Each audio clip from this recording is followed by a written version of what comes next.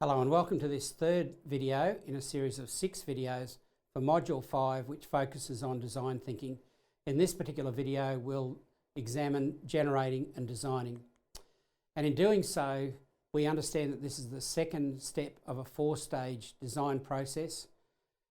We'll examine again the sequence of content F to 10 as it relates to generating and designing.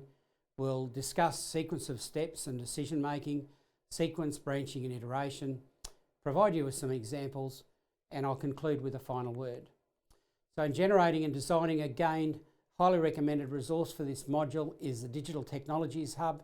And if you go to the sequencing curriculum, video 5, with Associate Professor James Curran, James complements this particular topic really well with video 5.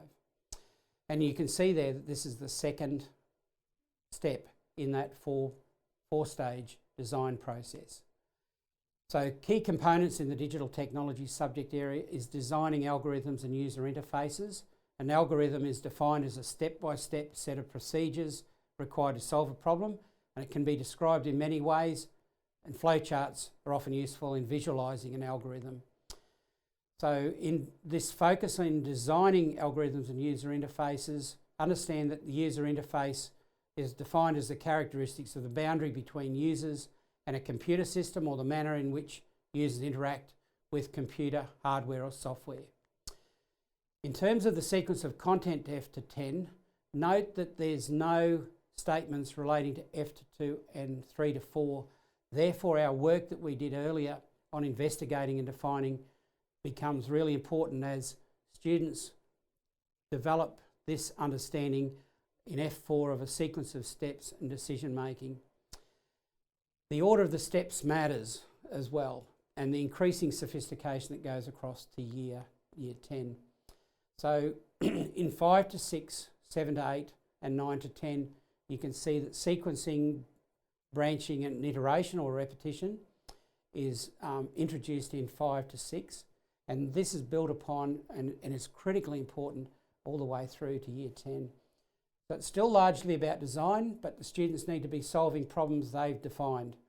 And we can draw upon our systems thinking, our understanding of computational thinking, our coding and robotics activities in modifying, tracking errors in given algorithms, validating algorithms through tracing and test cases.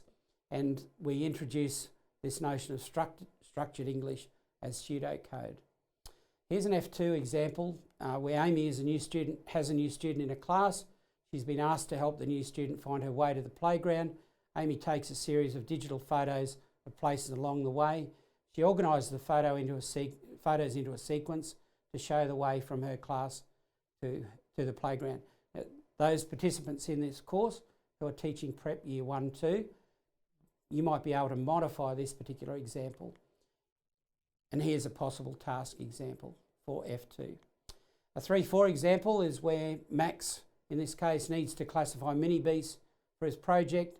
Once he's determined the characteristics he'll use to classify his animals, he creates a chart or checklist or decisions that can be used to help in the process of solving this problem.